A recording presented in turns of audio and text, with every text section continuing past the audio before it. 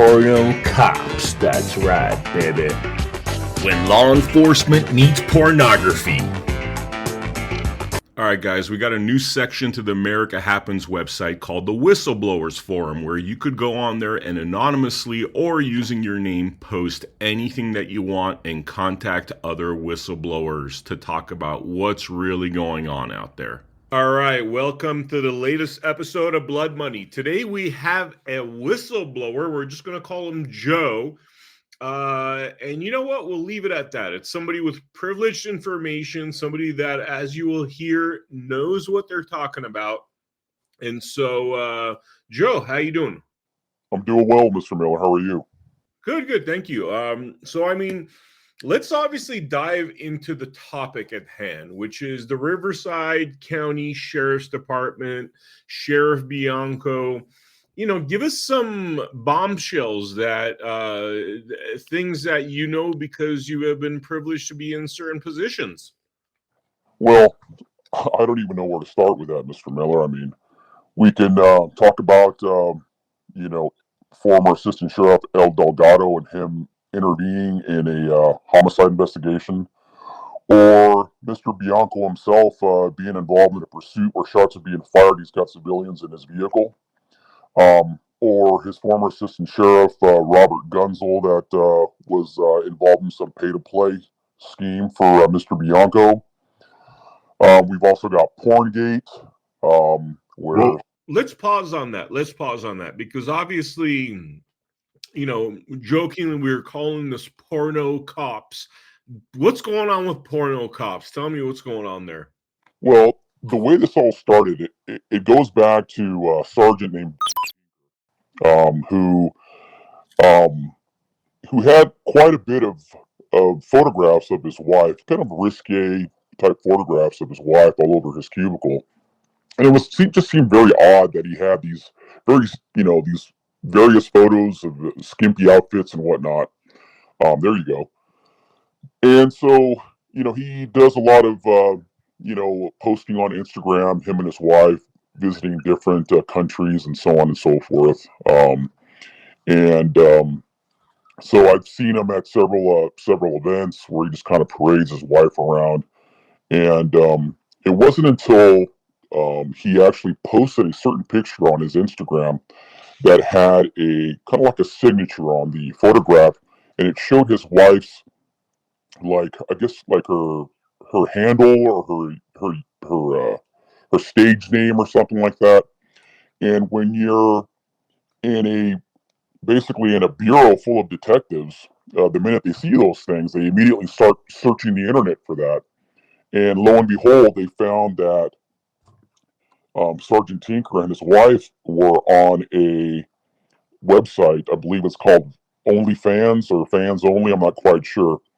And so they performed porn on this website. And apparently, Chad Bianco and the entire executive staff were well aware of all this. So, as as the investigators saw all this pornographic material, it immediately just went out like wildfire. They got sent out to all the detectives, sheriff's department, captains, lieutenants, and so anyway, it made its way back to the executive staff. And so when they called Sergeant up and they said, "Hey, what's the deal with this? You were supposed to keep this quiet." He's like, "Well, I accidentally put the wrong photo on Instagram, and that's how it all came to be."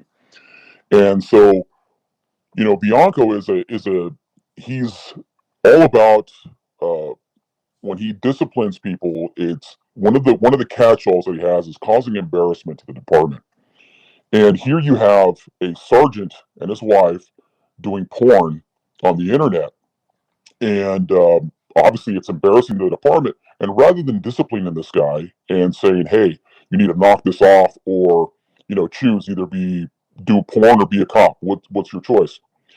Rather than that, they said, "Well, technically, nobody really complained about him, being involved in porn with his wife."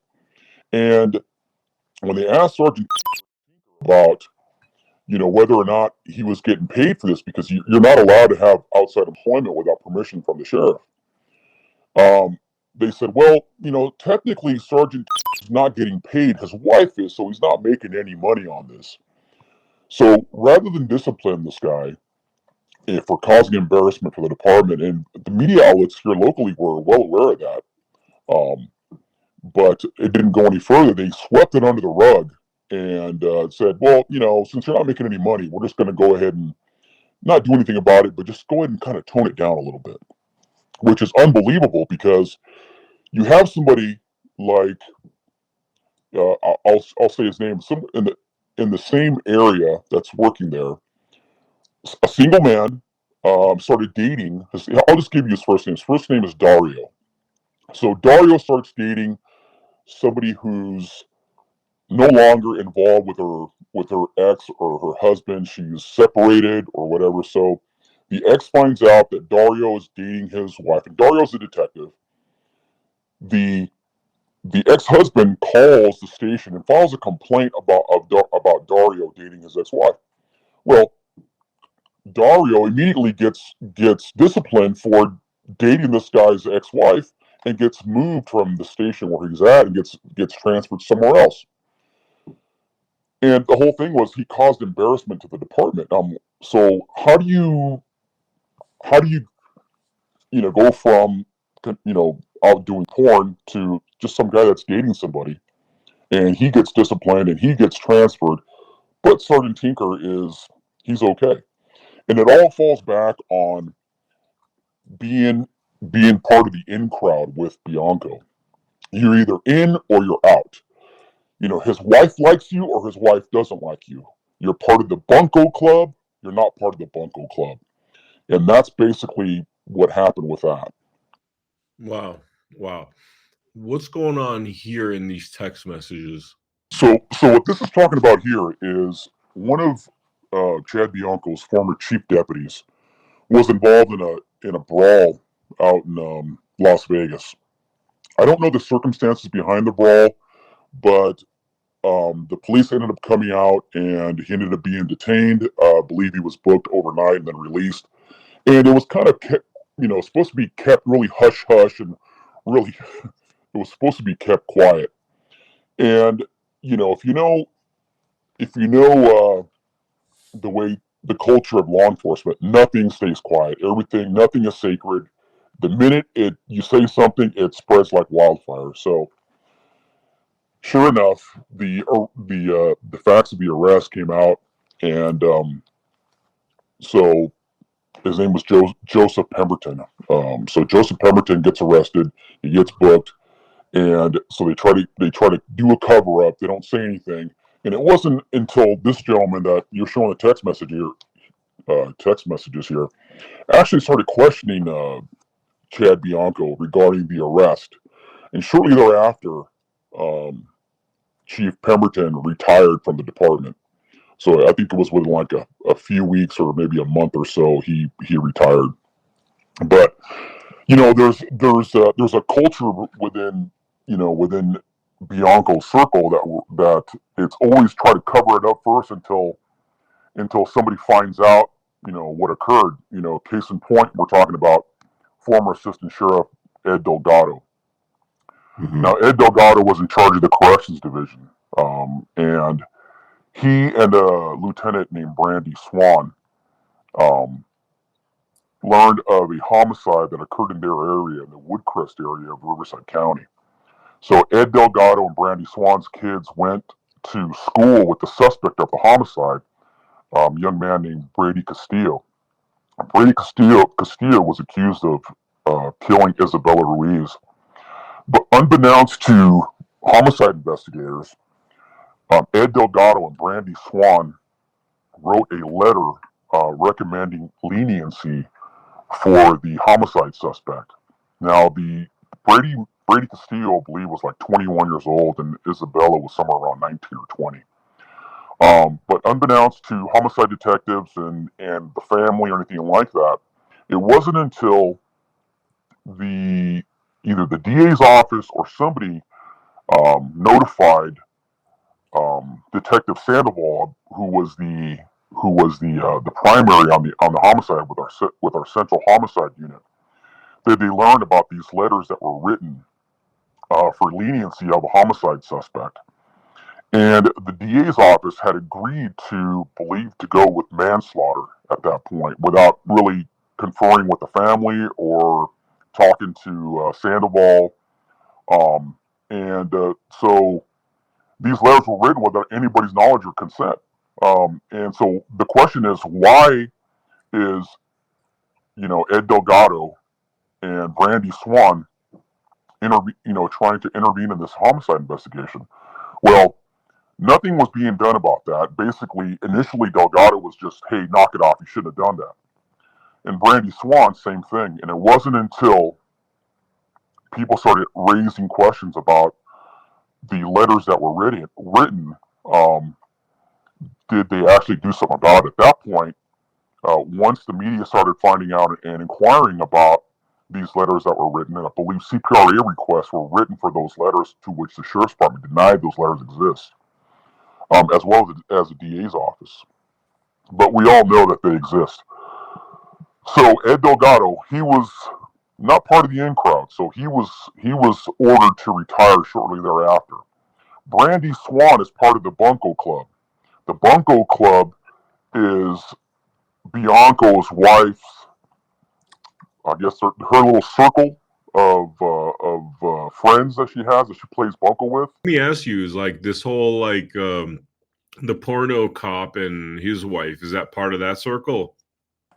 I don't think that they're part of that circle, but it's like with he's part of the in crowd. I don't know what he did to be part of that in crowd, but there is no way in hell, especially with Johnny Bianco being the self-proclaimed pillar of morality, that he would allow something like this to happen.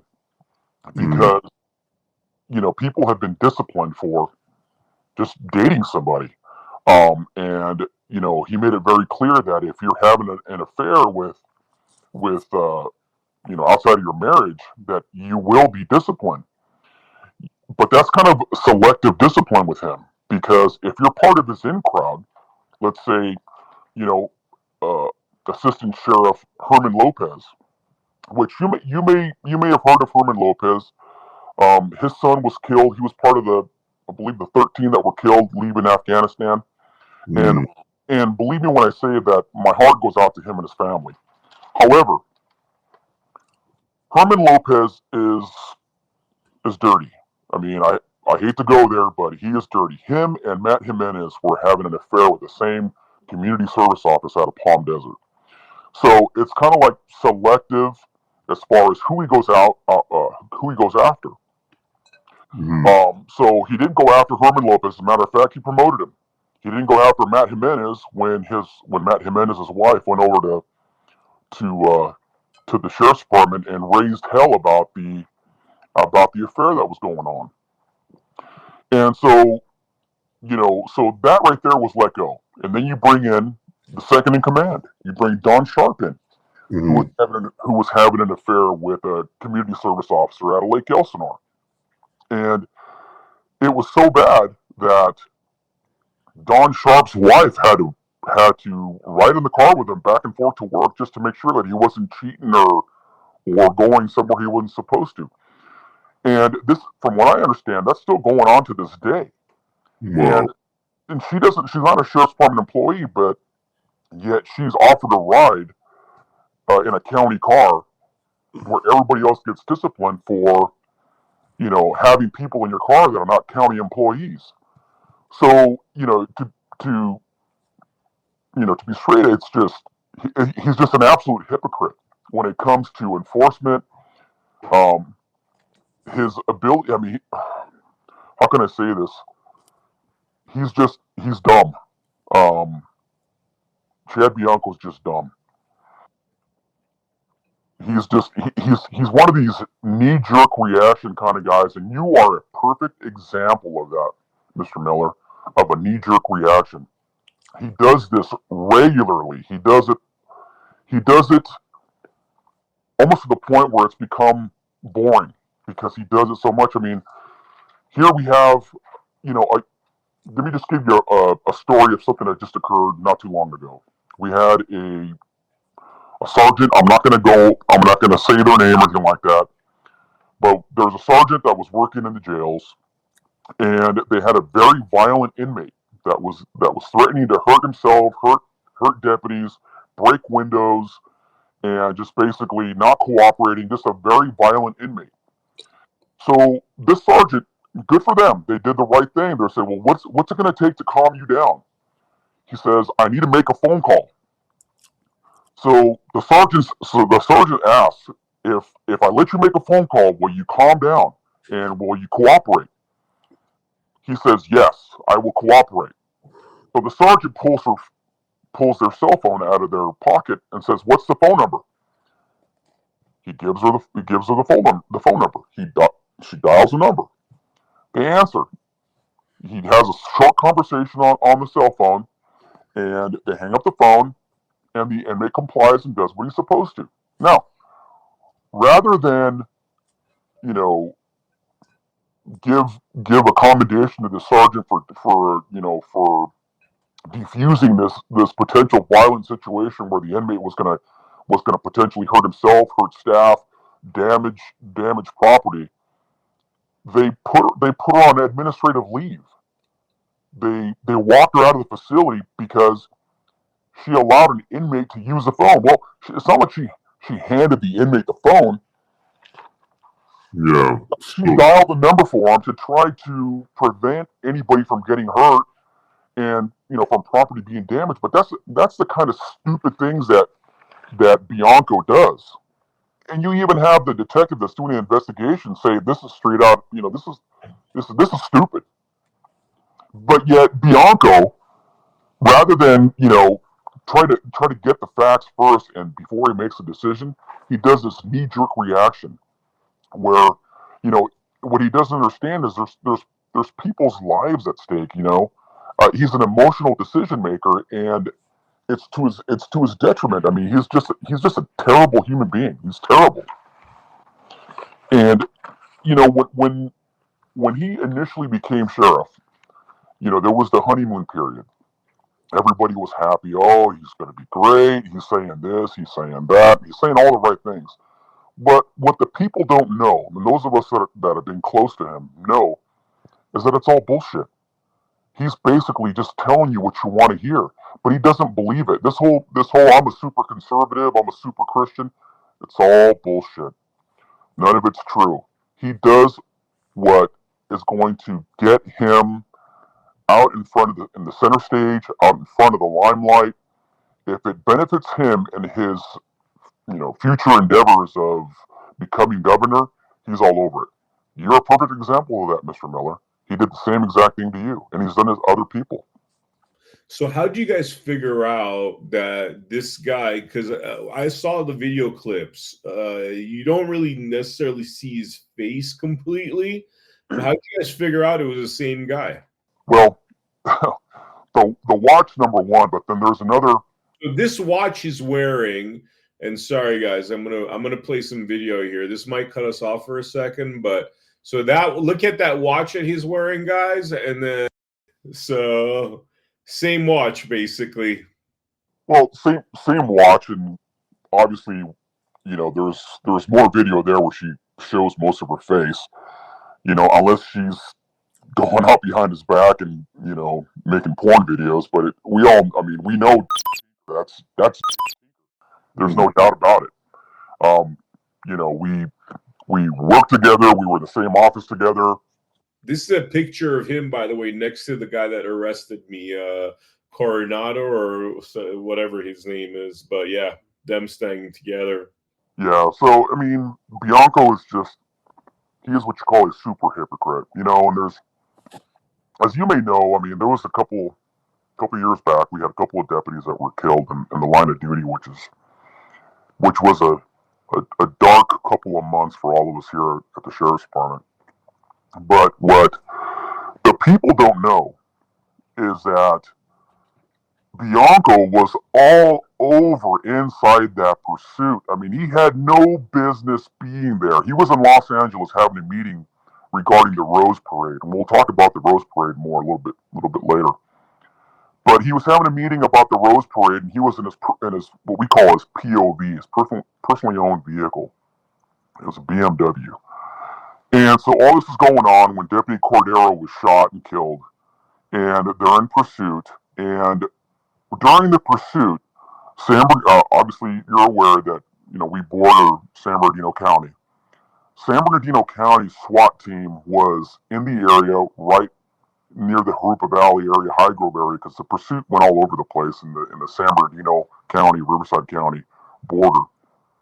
And San Bernardino County SWAT team was there and ready to go. And they came over our area and said, "Hey, this is San Bernardino County Sheriff's the SWAT team. We're here. We're right here on the border. Give us the green light, and we'll help you take this guy down." And Chad Bianco gets on the air, and I'm sitting there listening to all this as it unfolds. Chad Bianco gets on the air and he says, "Negative." So the pursuit continues to go on. There's shots being fired. Lo and behold, Chad Bianco is in the pursuit. He is in the pursuit in his personally owned vehicle, which is, okay, he's in his personally owned vehicle. But what the public doesn't know is that his wife was riding shotgun. His wife is in the car as there's shots being fired by the suspect back towards the deputy, and he's in the conga line right up front because he wants to be there, because when the pursuit comes to the end, he wants to be there so that the media can see him there. He denied San Bernardino County Sheriff from coming onto into our county and assisting with the apprehension of the suspect, the homicide suspect. And why is that? Why would you deny that? It's because he wanted all of the accolades. The Riverside County Sheriff's Department have all the accolades. If this guy was shot and killed, which he was, the suspect was shot and killed, he wanted to make sure that it was the Riverside County Sheriff's Department that did the shooting and not the San Bernardino County Sheriff, because he didn't want it to appear that the San Bernardino County Sheriff's Department came into Riverside County to save the day. Mm-hmm. So not only was this pursuit going out longer than it was supposed to, and the threat and the shots fired probably went on longer than they should have. And he's got his wife sitting in a car as her shots being fired both ways. It's just, he is such an egomaniac that the public isn't aware of this stuff. They see him on TV, he says a few things here and there, and they're like, "Oh, he's so great." And look, it's not like we're all a bunch of Democrats or liberals. We're all conservative. But even as a conservative, I have to stand back, or we have to stand back and look at this guy and say, this guy's full of shit. He is an absolutely terrible person. I'm going to show some of these images that I got here. I'm going to flip through these if you want to talk through any of them. Well, that's Chad Bianco and Sherry Doolittle. And, Sherry's a very nice person. But she was recently promoted to lieutenant, and then shortly after that, the promotion was taken away because she's made a lot of questionable choices. But like I said, if you're part of the bunco crowd, you get promoted. But there was a lot of pushback regarding this promotion, and a lot of people were unhappy. So they basically they gave him a hard time about that, and then she just retired. So that right there is that went around. I don't know who sent that out, but apparently that letter there made its way throughout the media, the board of supervisors, the Department of Justice. But everything in that letter, from what I read, is absolutely true. It's 100% true. Again, I believe when I saw I think her name is Clarissa Cervantes. And so what happened with Clarissa Cervantes, and I don't know if you covered this with, I saw your podcast with Mr. Lujan, by the way, and he was 100% dead on. So Clarissa Cervantes, and you're gonna have to forgive me, I don't know exactly which ward she's from, but She was downtown Riverside. I don't remember exactly what she was down there for, some kind of an event. And as she was walking by, there was some protesters out there. They had vandalized one of the historic courthouse in downtown Riverside. It's a beautiful courthouse. And so she was walking by, nothing else, just walking by. And she asked the deputies how they were doing that evening. How you doing, deputies? And the deputies responded back, and she just asked a question: "What's going on?" "Oh, we've got some protesters here." And once again, the knee jerk reaction. Somebody had said that they had saw her there, and he automatically assumed that she was there to protest, and that was the farthest thing from the truth. And as a matter of fact, she was just walking by on her way to her car, her and a group of her friends. And so he puts out these Facebook posts where she's lucky or something like that, or he would have arrested her or something like that. And she ended up filing a civil suit against Bianco, which was settled. And I really don't know the details of the settlement, but yeah, he kind of ate crow on that one. Wow. And here's another thing is that he is such an egomaniac that just recently there was a sergeant that was and that right there is Mike Yarbrough, I think, on the right there. I believe Mr. Lujan talked about that, but just real quick, in just typical Bianco fashion, there was a federal lawsuit regarding a use of force that occurred in Lake Elsinore area, and the use of force was legitimate. It was a officer involved shooting where a sergeant shot the suspect, I believe, 3 times, and one of the times that the suspect was struck, he was on his back. And from what I remember, when I saw the review of the video, the suspect was when he was struck, he actually turned, and the next round struck him in the back. So anyway, they filed a federal lawsuit, civil rights lawsuit, and the family came prior to trial and said, "Hey, we're willing to settle out of court for $500,000." And so they took that to Bianco and said, "Hey, the family's willing to settle out of court for $500,000." So Bianco tells them to pound sand. Absolutely not. In typical Bianco fashion, tells them to pound sand because his ego got in the way and said, it's going to cost. And rather than saying it's going to cost X amount of dollars to fight this in court and drag all my people down to Los Angeles to federal court, it would be easier just to settle for $500,000. Well, he chose not to settle. It ends up going to trial, and the the they end up finding for the family to the tune of $10 million. So $9.5 million more than the family originally tried to settle for, and that was Bianco's ego getting in the way rather than doing the right thing. Typical Bianco. So what's this over here? So that right there, see, what a lot of people don't know about because I've known Johnny for a long time, and he's always talked about he wants to be sheriff. He wants to be sheriff. He was a terrible deputy. He was mediocre at best as a deputy sheriff. He got promoted to investigator, and he went to internal affairs, and that's when he became Bob Doyle's, hitman. So Bob Doyle will say, "Hey, I need you to conduct this investigation on so and so and make him go away or fire him." So Chad would go out there and he would do this shitty investigation and not put all the details or facts in the investigation, skew the investigation to make it appear that these deputies did something wrong. Because look, I mean, me personally, I liked Bob Doyle, but Bianco was Bob Doyle's hitman. Bob Doyle was a sheriff.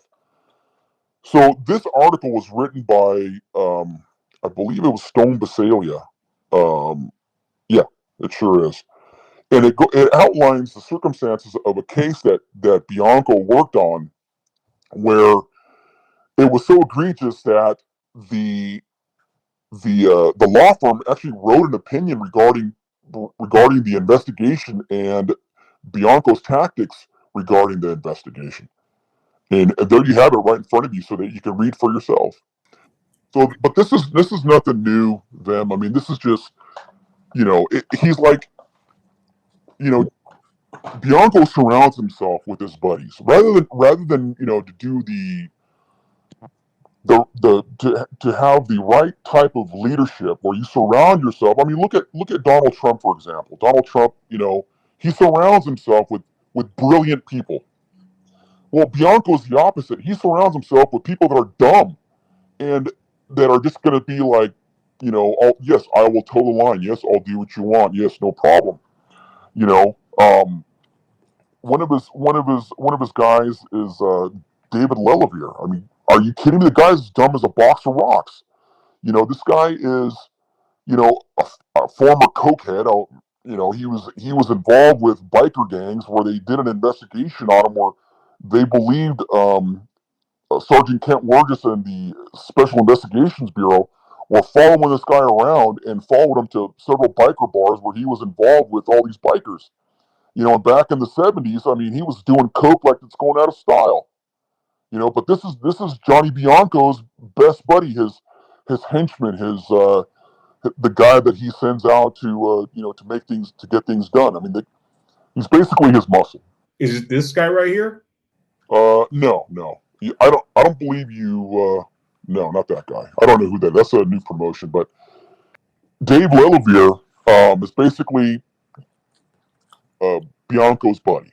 I mean, they go everywhere together. The guy's dumb as a box of rocks. And it's all about doing favors. You've got Dave Lelevere, whose son was booked into jail for a felony warrant, and he goes to jail. Okay, and one of the first things they ask you when you're getting booked in is, do you have any contraband on you? Do you have any drugs, needles, knives, weapons, anything that's going to hurt me, stick me, poke me? And the answer is no. So they bring Dave Jr. through the booking process, and he's got dope. He's got a bunch of dope, and from what I understand, it was fentanyl. Now, being that people are falling out left and right of fentanyl on the jails, you figure that they would have prosecuted this guy, right? So somebody actually wrote up a report, and they filed charges on him, but lo and behold, the charges get dropped. Now, how does that happen? I know when I listened to the podcast with Mr. Lujan, he had mentioned that Mike Hestron's a good guy, and he doesn't think anything, that there's anything going on between the two. Well, I strongly disagree. I think it's quite the opposite. And I know Mr. Lujan has been gone for a little bit, but we're still here. So, I mean, the things that we see where you've got preferential treatment with Dave Lelevere Jr., where charges get dropped, where you've got Mike Yarbrough, which Mike gave you a little bit of insight. I mean, I thought, from what I remember, Michael Lujan might know a little bit better than me, but from what I remember, is Mike Yarbrough actually drew his weapon at the witness, and he was drunk. Not the victim, but Yarbrough was drunk, and he drew his weapon, and he remained the sergeant of SWAT until people started making a stink about it. But anyway, so you have that preferential treatment. You got Mike Yarbrough, you've got the former undersheriff Dennis Vrooman. Forgive me, Dennis Vrooman.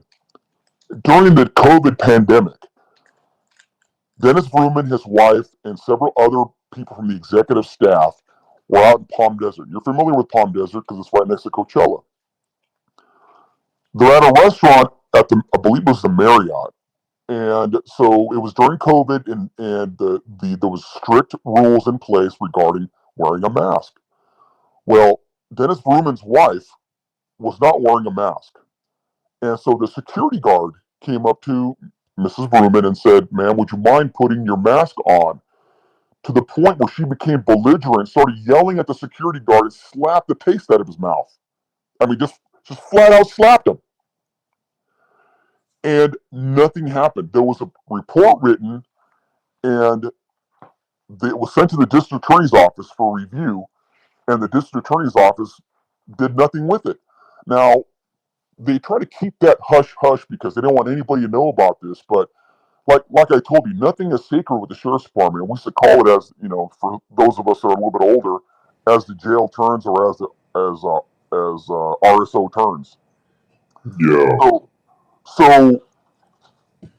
So rather than file charges on her and book her for assault, they let her slide. They did nothing about it. And this poor security guard got the taste slapped out of his mouth simply for following directions and following the mandate. Say, hey, put your mask on. And look, I'm do I agree with the mask? No, I don't. But you're not going to slap the shit out of a security guard just for simply asking, put your mask on.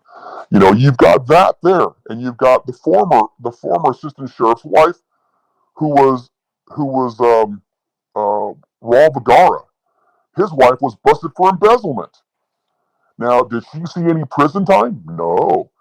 Did she get booked into jail and all that stuff? Nothing.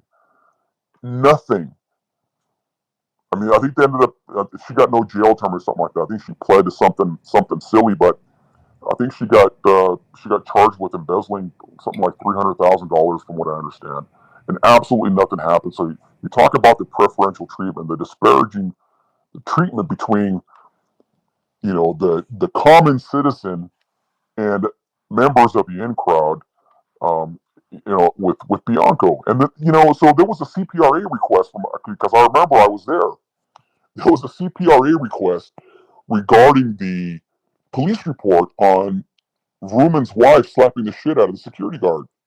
And I remember because the CPRA requests go to the sheriff's, was it I believe it's the second or third floor, no, the third or fourth floor over at sheriff's admin. And so the request comes in for the report. And so they're like, did you hear about this? They're like, yeah, I heard something about this. Well, let me call Palm Desert Station to find out what the deal is with the report. Oh my God, it's like somebody set off a bomb. They called the Palm Desert Station. The Palm Desert Station, the sheriff's administration over there at Palm Desert Station, I mean, has a conniption. They order that report be under lock and key, and the head office assistant's office, and that nobody is to touch or see or get a copy of that report. So essentially, the CPRA unit was told to pound sand and to tell them that report does not exist. So I mean, that's some of the cover up that I'm talking about.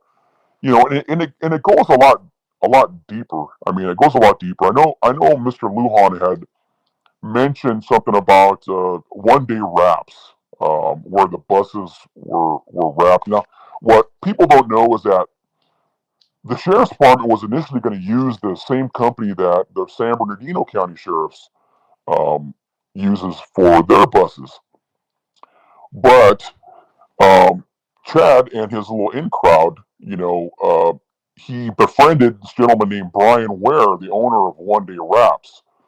So rather than go through the bidding process to get this wraps done on the buses, Bianco just said, have him do the wraps. So he did the wraps. And after the wraps were completed, when there were some questions regarding the bidding process for those jobs, somebody spoke out and said, hey, this is not right. We can't be doing this. And this has happened repeatedly, where somebody speaks out about the process regarding the contracts. So Zach Hall, which is another piece of work, Zach Hall should have been fired a long time ago for lying when he was questioned about having sex with one of his subordinates. And during the questioning, he denied it, but little did he know that the other department member had already dimed him off and said, yeah, we were having sex. So that's Zach Hall. So Zach Hall is told, hey, go out there and make this right. Somehow figure it out so that it looks like we've gone out and we've had all these bids on these bus wraps. So way after the fact, after the buses have been wrapped, Zach Hall orders people to go out there and get bids on a job that's already been done. And he said, quote unquote, make sure that they're a lot higher than what we already paid. So that's how they cover things up. I mean, we've had contractors with the sheriff's department they have come up to me and said, there is something shady going on with this Ramon Tadros guy who's in charge of the contracts and construction with the sheriff's department. He said, from what I understand, they are overbidding all of these jobs throughout the county. All of these Orange County contractors came to Riverside County when Robert Gunzel came over here, and he took position as assistant sheriff for Bianco. So Ramon Tadros was one of those. He was the construction guy over in Orange County, and Gunzel brought him over. So this contractor says there is something shady going on with the contracts that are happening. These contracts are being way overbid. And from what I understand, the money that is being sent or paid to these contractors, a portion of that is being kicked back to Bianco's campaign. So, and I'm sure you heard when I listened to the podcast, Mr. Lujan had mentioned about these outrageous change orders on some of these jobs where, you know, the initial bid was $50,000 and now you're at $450,000 for a hood for a stove, or, you know, bathrooms that are, you know, $800,000, or, you know.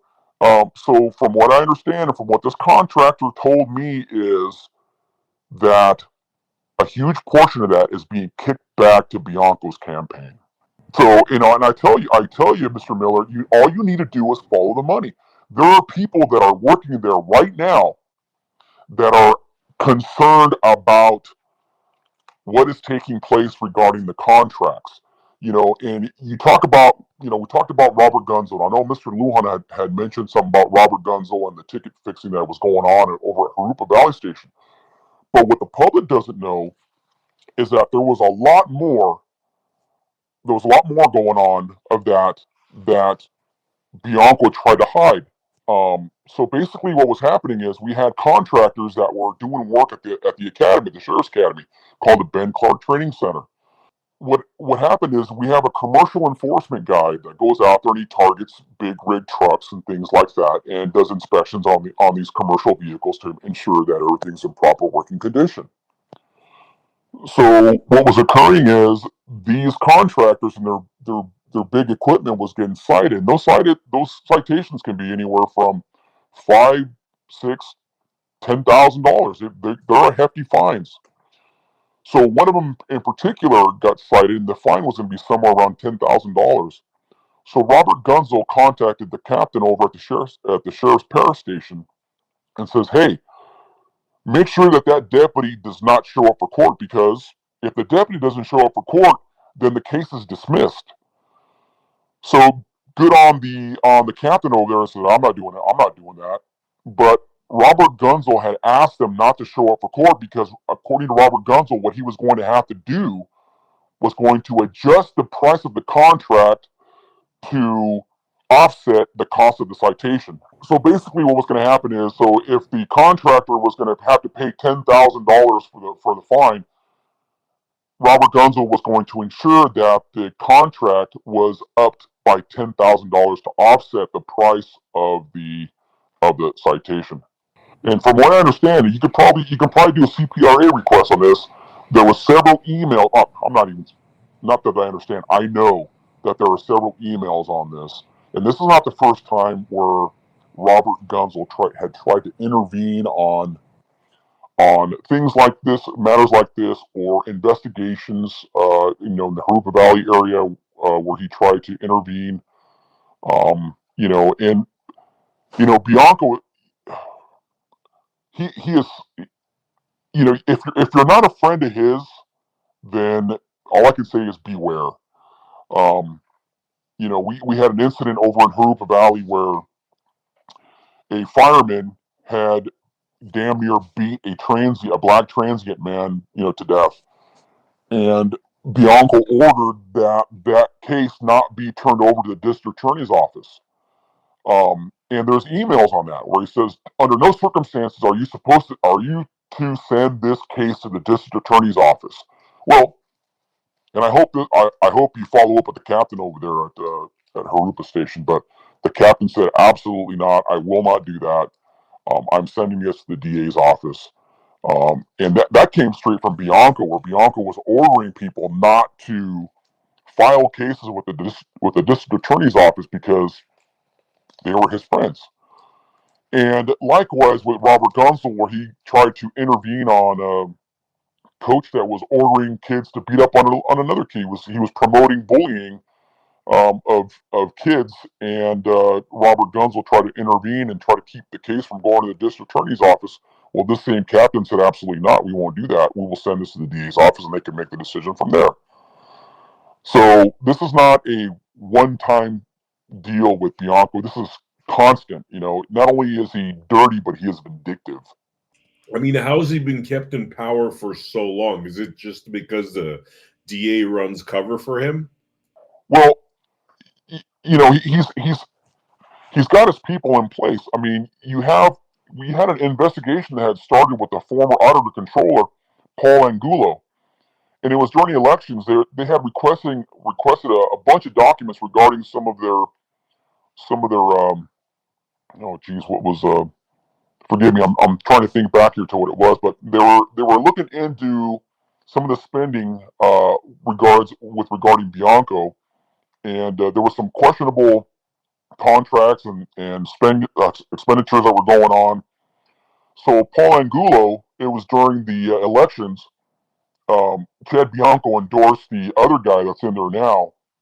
Paul Angulo ended up losing the election for auditor controller, and lo and behold, the investigation goes away.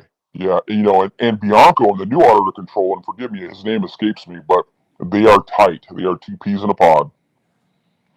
And then, you take that and then you look at Mike Hestron, and Bianco said himself, he couldn't have said any better. He said, we're one and the same. And you can look at some of his podcasts where he says that they're one and the same. He goes, you can just call us Chad Hestron. And those words came out of his mouth. There is just so much more, and, I hate to think, that Bianco is any kind of a racist or anything like that. I wouldn't try to go there, but he surrounds himself and he says things come out of his mouth that are very offensive.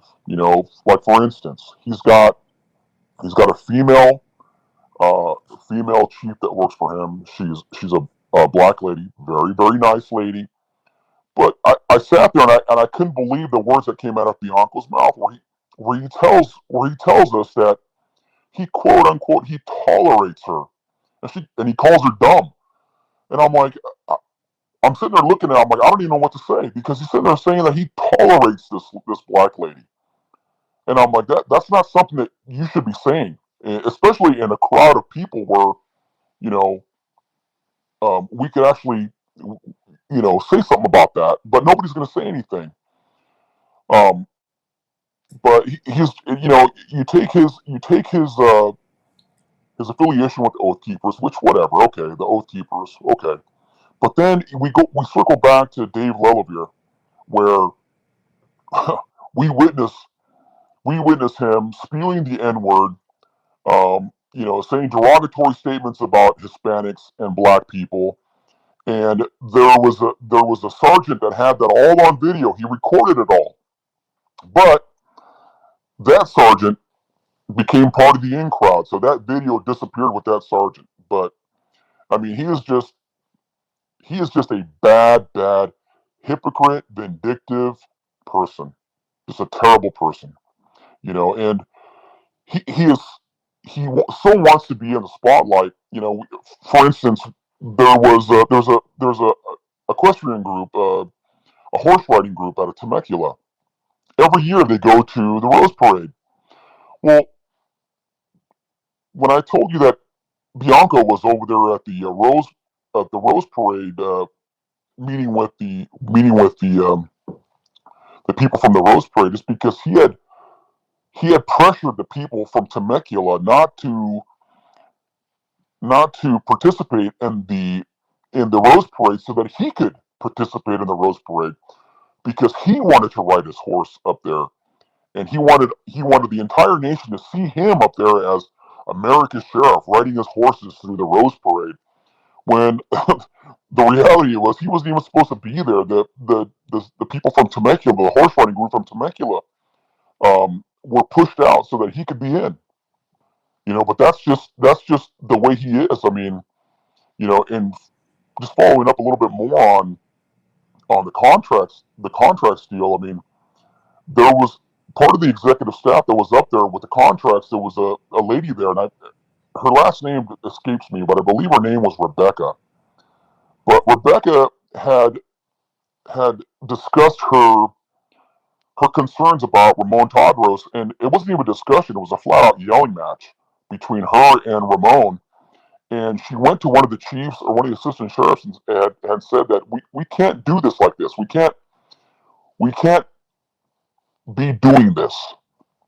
A short time later, Rebecca was called into, I believe, either the undersheriff, either Dennis, I believe it was Dennis Bruman, was called into his office, and she was fired right there on the spot. And that's exactly what happens. The minute you stand up and you disagree with, people call him the Fuhrer, if you disagree with the Fuhrer, stand by to stand by, because you're going to be on the chopping block. You're going to get fired, or you're going to get disciplined. And he's all about the culture of fuck around and find out. I mean, you see his daughter proudly displaying the T-shirts, "Fuck around and find out." Well, yeah, he means it. Fuck around and find out. And he's part of the culture of you burn them to learn them. He's all about firing people and then let them fight for their job back. It's been an ongoing thing with him, and the morale amongst the department members is just, you talk. It's in the sewer, to the point where employees are vandalizing their own locker rooms, writing about how bad the conditions are with the sheriff's department, and how they do not approve about Bianco's 27% raise. How about his politics, and what group he belongs to, and how the staff is getting screwed over while Chad Bianco gets a 27% immediate raise. I mean, there's pictures floating around of this vandalism, and it didn't just occur once; it occurred twice, 2 times in a row, that employees themselves are vandalizing their own locker rooms. And I'm not just talking about somebody scribbled something on the wall.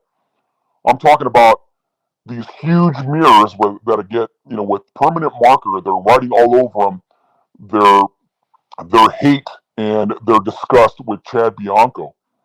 I mean, it's gotten to the point where he's almost lost control. I mean, you've got employees over at different facilities, jail facilities, where they're expressing their concerns with their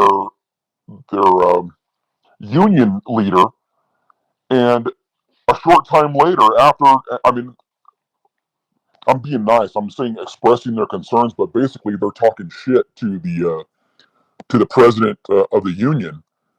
And a short time later, Bianco comes to the facility, finds that employee and chastises them for speaking out about things that are going on in the department. I mean, so let me ask you, like, I've heard about contracts being used to have people give false testimony in courts. Do you know anything about that topic? well, I don't really know too much about that. I know what you're talking about, but I can't really speak intelligently about that. I just know of what you're talking about. I can't go into detail about that. I know a lot of stuff. I know a lot of things, but that I'm not really familiar with. I know where you're going with that, and I have heard a few things about that, but I can't speak about that intelligently.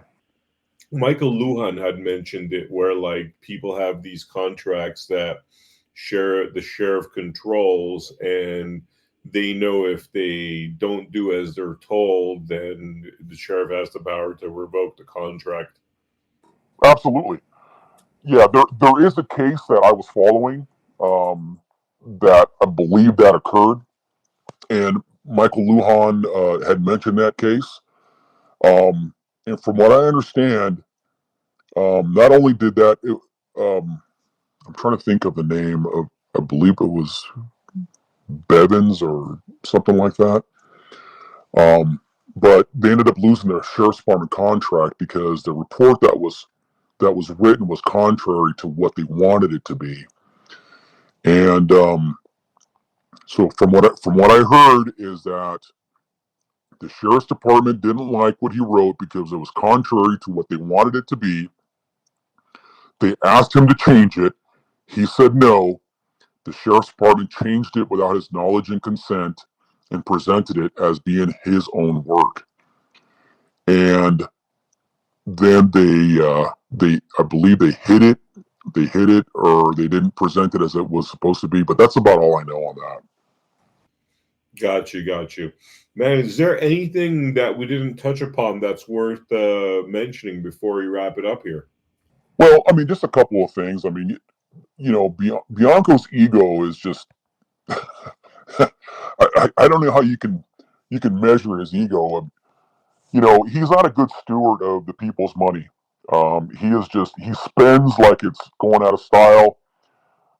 Rather than putting boots on the ground, out on patrol, helping the citizens of Riverside County, he creates all of these special teams that there's absolutely no need for. I mean, granted, we do need some special teams, but I mean, do we really need a full-time mounted posse team? I mean, really? Do we really need that? Or how much is that costing? And those are people that could be out there patrolling the streets in their black and white. That, and then you have all of the equipment that goes along with that. He went out and spent, I don't know how many hundreds of thousands of dollars on trucks and trailers, and Chad Bianco wanting to be Bonanza, the show from the 60s and 70s. He went out and bought himself a huge Chevy Silverado, all lifted with custom wheels and tinted windows and special lights and all that. The former sheriff drove his Crown Victoria till it had over 200,000 miles on it, and still didn't want to get a new car because he himself said that it's his job to save the citizens every single dime that he possibly can, and getting a new car when he doesn't need one is unnecessary. Yet you have, I believe, Chad's like on his third or fourth customized truck. He bought himself an F-250 lifted. I'm sorry, an F-150 lifted, and then he gave that to Dave Lelevere. So now Dave Lelevere has a lifted F-250. He went out and got himself a custom lifted Chevy Tahoe, and then he got himself the custom lifted Chevy Silverado. And not just for him, but the entire executive staff. The CERT team has all these customized F-250s lifted with rims and tires and tinted windows, and it's like, is that really necessary? That's so crazy. I mean, how is it even possible he gets away with that? That's the thing, is that he doesn't care. I mean, he flat out said, "I'm the sheriff. I can do what I want." That's his attitude. That's his mentality. Is that he is the sheriff. He can do what he wants, and basically, he is using this department as a stepping stone. I mean, him and his former assistant sheriff got into a not a fight, but a verbal argument regarding his being in uniform and supporting Donald Trump, which I don't have a problem with supporting Donald Trump. Just don't do it in uniform. And so the former assistant sheriff tells him, "Hey, dude, what are you doing?" To which Chad says, what do you care? He's like, "Listen, why don't you spend more time being the sheriff rather than trying to set the stage for governor?" And he got fired that same day. Pack up your shit and leave. And then he sends out an email showing that because you have your work history, and I got the email too, or the screenshot, should I say, showing that it shows he was working at this station, this station, this station. It shows your entire history. And his name's Paul Bennett, by the way. And so at the very, very end, it says terminated. Now, like, this guy gave 30 some odd years of his life to the sheriff's department. This is what you do to him? You sit there and you make fun of him being terminated because he had the balls to stand up to you?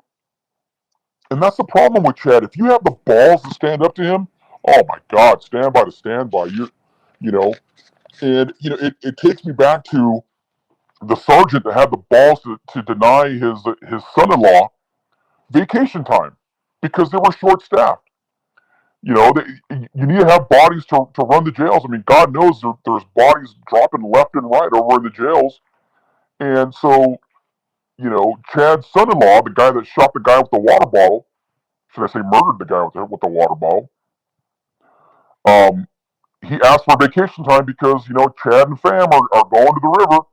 So he asked for vacation time, and to which the sergeant said, no, I'm sorry, we don't have enough bodies to cover, so I'm going to have to deny your vacation time.